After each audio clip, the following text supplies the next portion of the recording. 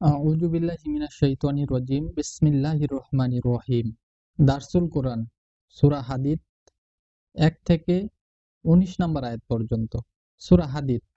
সূরা হাদীদের নামকরণ করা হয়েছে এই সূরার ২৫ নম্বর আয়াত থেকে। হাদীদ শব্দের অর্থ লোহা।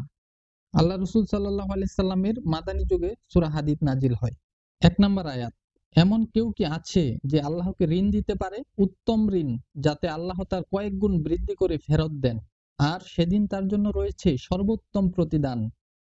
যেদিন তোমরা ঈমানদার নারী ও পুরুষদের দেখবে তাদের নূর তাদের সামনে ও ডান দিকে দৌড়াচ্ছে, তাদেরকে বলা হবে, আজ তোমাদের জন্য সুসংবাদ, জান্নাত সমূহ থাকবে যার পাদদেশ দিয়ে ঝর্ণাধারা সমূহ প্রবাহিত হতে থাকবে, যেখানে তারা চিরকাল থাকবে, এটাই বড় সফলতা। সেদিন মুনাফিক নারী পুরুষের অবস্থা হবে এই যে, তারা মুমিনদের বলবে, আমাদের প্রতি একটু লক্ষ্য করো যাতে তোমাদের নূর থেকে আমরা কিছু উপকৃত হতে পারি, কিন্তু তাদের বলা হবে, পেছনে চলে যাও, অন্য কোথাও নিজেদের নূর তালাশ করো।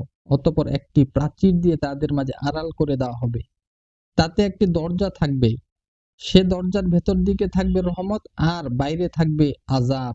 তারা ঈমানদারদের ডেকে ডেকে বলবে, আমরা কি তোমাদের সাথে ছিলাম না?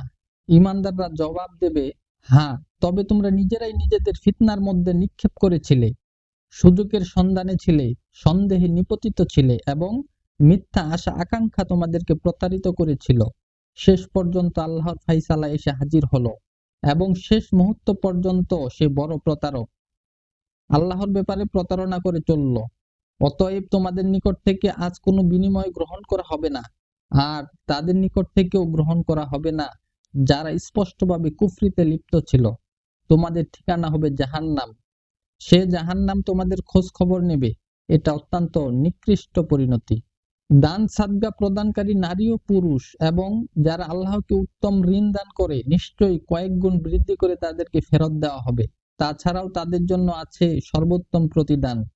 যারা আল্লাহ ও তার রাসূলের প্রতি ঈমান এনেছে, তারাই তাদের রবের কাছে সিদ্দিক ও শহীদ বলে গণ্য হবে। তাদের জন্য তাদের পুরস্কার ও নূর রয়েছে। আর যারা কুফরি করেছে এবং আমার আয়াতকে অস্বীকার করেছে, তারাই দোজখের বাসিন্দা। আয়াতগুলোর ব্যাখ্যা। আয়াত ১১। এটা আল্লাহ তাআলার চরম উদারতা ও দানশীলতা যে, মানুষ যদি তারই দেয়া সম্পদ তার পথে ব্যয় করে, তাহলে তিনি তা নিজের জন্য ঋণ হিসেবে গ্রহণ করেন। অবশ্য শর্ত এই যে, তা কর্জে হাসানা, উত্তম ঋণ হতে হবে, অর্থাৎ খাঁটি নিয়তে কোনো ব্যক্তিগত উদ্দেশ্য ছাড়াই তা দিতে হবে। তার মধ্যে কোনো প্রকার প্রদর্শনীর মনোবৃত্তি, খ্যাতি ও নাম ধারণের আকাঙ্ক্ষা থাকবে না এবং তা দিয়ে কাউকে খোঁটা দেওয়া যাবে না। দাতা কেবল আল্লাহর সন্তুষ্টির জন্যই দেবে এবং এছাড়া অন্য কারো প্রতিদান বা সন্তুষ্টির লক্ষ্য হবে না। এ ধরনের ঋণের জন্য আল্লাহর দুটি প্রতিশ্রুতি আছে। একটি হচ্ছে তিনি তার সর্বোত্তম পুরস্কারও দান করবেন। হাদিসে হযরত আব্দুল্লাহ ইবনে মাসউদ রাদিয়াল্লাহু তাআলা আনহু কর্তৃক বর্ণিত হয়েছে যে, এই আয়াত যখন নাজিল হয় এবং নবী সাল্লাল্লাহু আলাইহি সাল্লামের পবিত্র মুখ থেকে লোকজন তা শুনতে পায়, তখন হযরত আবু দাহদা আনসারী জিজ্ঞেস করেন, হে আল্লাহর রাসূল, আল্লাহ কি আমাদের কাছে ঋণ চান? জবাবে নবী সাল্লাল্লাহু আলাইহি সাল্লাম বললেন, হে আবু দারদা, হ্যাঁ। তখন তিনি বললেন, আপনার হাত আমাকে একটু দেখান। নবী সাল্লাল্লাহু আলাইহি সাল্লাম তার দিকে নিজে হাত বাড়িয়ে দিলেন। আবু দারদা নবী সাল্লাল্লাহু আলাইহি সাল্লামের হাত নিজের হাতের মধ্যে নিয়ে বললেন, আমি আমার রবকে আমার বাগান ঋণ দিলাম। হযরত আব্দুল্লাহ ইবনে মাসউদ বলেন, সেই বাগানে ৬ শতক খেজুর গাছ ছিল। বাগানের মধ্যেই ছিল আবু দারদার বাড়ি। তার ছেলেমেয়েরা সেখানেই থাকত। রাসূল সাল্লাল্লাহু আলাইহি সাল্লামের সাথে এসব কথাবার্তা বলে তিনি সোজা বাড়িতে গিয়ে হাজির হলেন এবং স্ত্রীকে ডেকে বললেন, দারদার মা, বেরিয়ে এসো, আমি এ বাগান আমার রবকে ঋণ হিসেবে দিয়েছি। স্ত্রী বলল, দারদার বাপ, তুমি অতিশয় লাভজনক কারবার করেছ, এবং সেই মুহূর্তেই সব আসবাবপত্র ও ছেলেমেয়েকে সাথে নিয়ে বাগান ছেড়ে চলে গেলেন। ইবনে আবি হাতেম। এ ঘটনা থেকে অনুমান করা যায় যে, সে সময় প্রকৃত মুমিনদের কর্ম পদ্ধতি কেমন ছিল। এর থেকে এ কথাও বোঝা যায় যে কর্জে হাসানাকে কয়েক গুণ বাড়িয়ে ফেরত দেওয়া এবং তাছাড়াও আল্লাহ তাআলার পক্ষ থেকে সম্মানজনক পুরস্কার দেওয়ার প্রতিশ্রুতি দেওয়া হয়েছে তা কেমন। এই আয়াতটি এবং পরবর্তী আয়াতসমূহ থেকে জানা যায় যে, হাসরের ময়দানে শুধুমাত্র নেককার ঈমানদারদেরই নূর থাকবে। কাফের, মুনাফিক, ফাসেক ও হাজেরেরা দুনিয়াতে যেমন অন্ধকার পথ হারিয়ে হাতড়িয়ে মরেছে, সেখানেও তেমনি অন্ধকারে হাতড়িয়ে মরতে থাকবে। সেখানে আলো যতটুকু হবে তা হবে আকীদা, বিশ্বাস এবং সৎ আমলের। ঈমানের সততা এবং চরিত্র ও কর্মের পবিত্রতাই নূরে রূপান্তরিত হবে, যার কারণে সৎ লোকদের ব্যক্তিত্ব ঝলমলিয়ে উঠবে। যার কর্ম যতটা উজ্জ্বল হবে, তার ব্যক্তি সত্তার আলোক রশ্মিও তত বেশি তীব্র হবে। সে যখন হাসরের ময়দান থেকে জান্নাতের দিকে যাত্রা করবে, তখন তার নূর বা আলো তার আগে আগে ছুটতে থাকবে। এর সর্বোত্তম ব্যাখ্যা হচ্ছে কাতাদা বর্ণিত একটি মুরসাল হাদিস। উক্ত হাদিসে তিনি বর্ণনা করেছেন যে রাসূল সাল্লাল্লাহু আলাইহি সাল্লাম বলেছেন, কারো কারো নূর এত তীব্র হবে যে মদিনা থেকে আদন এর সমপরিমাণ দূরত্ব পর্যন্ত পৌঁছাতে থাকবে।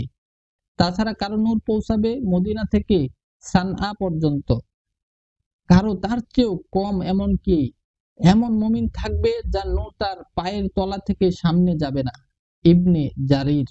অন্য কথায়, যাদের মধ্যে পৃথিবীতে যত বেশি কল্যাণ হবে, তার নূর তত বেশি উজ্জ্বল, এবং পৃথিবীর যেসব স্থানে তার কল্যাণ পৌঁছাবে, হাসরের ময়দানেও তার নূরের আলো ততটা দূরত্ব পর্যন্ত দৌড়াতে থাকবে। সুবহানাল্লাহ। ১৩ নম্বর আয়াতের ব্যাখ্যা। মুমিনগণ যখন জান্নাতের দিকে যেতে থাকবেন, তখন আলো থাকবে তাদের সামনে, আর মুনাফিকরা পেছনের অন্ধকারে ঠোকর খেতে থাকবে। সেই সময় তারা ঈমানদারদেরকে ডেকে বলতে থাকবে, আমাদের দিকে একটু ফিরে তাকাও, যাতে আমরাও কিছু আলো পেতে পারি। কারণ এই মুনাফিকরা দুনিয়াতে ঈমানদারদের সাথে একই মুসলিম সমাজে বসবাস করত। ১৪ আয়াতের ব্যাখ্যা। এর অর্থ হচ্ছে, জান্নাতবাসীগণ ওই দরজা দিয়ে জান্নাতে প্রবেশ করবে এবং তারপর দরজা বন্ধ করে দেওয়া হবে। দরজা একদিকে থাকবে জান্নাতের নিয়ামতসমূহ, আর অপর দিকে থাকবে দোজখের আযাব। যে সীমারেখা জান্নাত ও দোজখের মাঝে আড়াল হয়ে থাকবে, মুনাফিকদের পক্ষে তা অতিক্রম করা সম্ভব হবে না।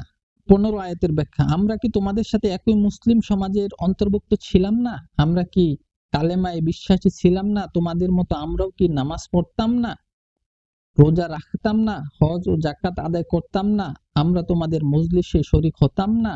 তোমাদের সাথে কি আমাদের বিয়ে শাদী ও আত্মীয়তার সম্পর্ক ছিল না? তাহলে আমাদের ও তোমাদের মাঝে আজ এই বিচ্ছিন্নতা আসলো কিভাবে? অর্থাৎ মুনাফিকরা মুমিনদের সুখ, তাদের নূর, তাদের বেহেশতের মর্যাদা দেখে হিংসা করতে থাকবে এবং এই প্রশ্নগুলো করবে ঈমানদারদেরকে। ১৬ নম্বর আয়াতে আল্লাহ তাআলা বলছেন, মুসলমান হওয়া সত্ত্বেও তোমরা খাঁটি মুসলমান হও নাই, বরং ঈমান ও কুফরের মাঝে দোদুল্যমান ছিলে। কুফরি ও কাফেরদের প্রতি তোমাদের আকর্ষণ কখনো ছিন্ন হয়নি, এবং তোমরা নিজেদের কখনো ইসলামের সাথে পূর্ণরূপে সম্পৃক্ত করনি। অর্থাৎ ১৫ নম্বর আয়াতের প্রশ্নগুলোর উত্তর আল্লাহ তাআলা ১৬ নম্বর আয়াতে দিয়ে দিয়েছেন। ১৭ নম্বর আয়াতের ব্যাখ্যা। আয়াতের মূল শব্দ ব্যবহৃত হয়েছে তারাব্বাসু। আরবি ভাষায় তারাব্বাসু বলে অপেক্ষা করা ও সুযোগ লাভের প্রতীক্ষায় থাকাকে। কেউ যখন দুটি পথের কোনো একটিতে চলার সিদ্ধান্ত নিতে পারে না, বরং এই ভেবে অপেক্ষা করতে থাকে যে যেদিকে যাওয়া লাভজনক বলে মনে হবে সেদিকেই যাবে, তখন বলা হয় যে তারাব্বাসু।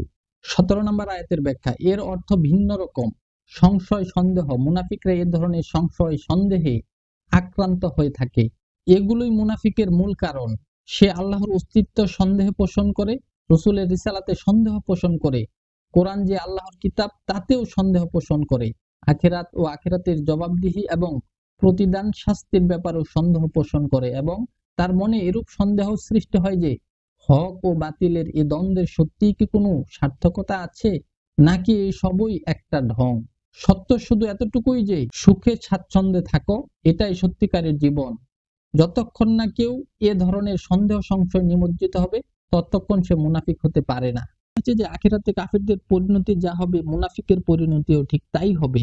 সম্মানিত শ্রোতা, প্রিয় দ্বীনী ভাই ও বন্ধুগণ, এই সূরাটির নাম যেমন হাদীদ, অর্থাৎ হাদীদ শব্দের অর্থ হচ্ছে লোহা, ঠিক তেমনি ভাবে আল্লাহ তাআলা এখানে মুমিন এবং কাফিরদেরকে এবং মুনাফিকদেরকে চিহ্নিত করেছেন। মুমিনের হৃদয় হবে লোহার মতো শক্ত ঈমানের পথে, আর মুনাফিকদের ঈমান হবে দোদুল্যমান। তারা কোন দিকে যাবে সিদ্ধান্ত নিতে পারবে না। তারা কোরআন পড়বে, হাদিস পড়বে, নামাজ পড়বে, মুসলমানের মতো চলাফেরা করবে, কিন্তু তাদের মধ্যে দ্বিধা, সংশয় কাজ করবে। আসলে আমরা যে দুনিয়াতে এত কষ্ট করছি, তার ফল কি পাবো, নাকি দুনিয়াটা মস্ত বড়, খাও দাও ফুর্তি করো এই স্লোগানকেই কাজে লাগাবো এবং মুনাফিকরা এভাবেই তারা মৃত্যুবরণ করবে, তারা পূর্ণ আস্থা আনতে পারবে না, তারা মুমিনদের মতো শক্ত হৃদয়ের অধিকারী হতে পারবে না এবং সেভাবে ইসলামের উপর চলতে পারবে না। আর এতেই তাদের বিপর্যয় নেমে আসবে, যখন হঠাৎ কিয়ামত তাদের সামনে উপনীত হবে, যখন মৃত্যু তাদেরকে আহ্বান করবে। সম্মানিত দিনী ভাই বন্ধুগণ, তাই আসুন একনিষ্ঠভাবে ইসলামী আন্দোলনের জন্য কাজ করি, দ্বীনের জন্য কাজ করি। আহমদ দিদার একটি চমৎকার কথা বলেছিলেন যে তুমি ছাড়া হয়তো ইসলাম জিতবে, কিন্তু ইসলাম ছাড়া তুমি হেরে যাবে। তাই আমাদেরকে এই ইসলামের উপর টিকে থাকতে হবে। বিপদ আপদ মুসিবত কখনো চড়াই উতরাই পাড়ি দিতে হবে, কিন্তু ইসলামের পথে থাকতে হবে। আয়াতের শিক্ষা: ১. আমাদেরকে বেশি করে দান সদকা করতে হবে। ২. আমাদেরকে একনিষ্ঠভাবে আল্লাহর খাঁটি মুমিন হতে হবে। ৩. আমাদেরকে দোদুল্যমান মুনাফিক হওয়া যাবে না। ৪. আমাদেরকে সাহাবাদের পথ অনুসরণ করতে হবে। তারা যখন যেটা শুনেছে, সামিয়ানা ও তাআনা, শুনলাম এবং মানলাম, ঠিক তেমনি ভাবে কোরআনে যখন যেটা পাবো তখনই সেটা মানার চেষ্টা করব। এবং সর্বশেষ শিক্ষা হচ্ছে আমাদেরকে অবশ্যই খাঁটি মুমিন হতে হবে। আল্লাহ তাআলা আমাদের সবাইকে আজকের এই সংক্ষিপ্ত দার্স থেকে শিক্ষা গ্রহণ করার তৌফিক দান করুন এবং আমরা যেন দ্বীনের পথে টিকতে পারি সেই তৌফিক দান করুন। আপনারা যারা আমার চ্যানেলে নতুন এসেছেন, চ্যানেলটি সাবস্ক্রাইব করুন, লাইক কমেন্ট শেয়ার করে ছড়িয়ে দিন। ওয়া আখিরু দাওয়ানা আলহামদুলিল্লাহি রাব্বিল আলামিন।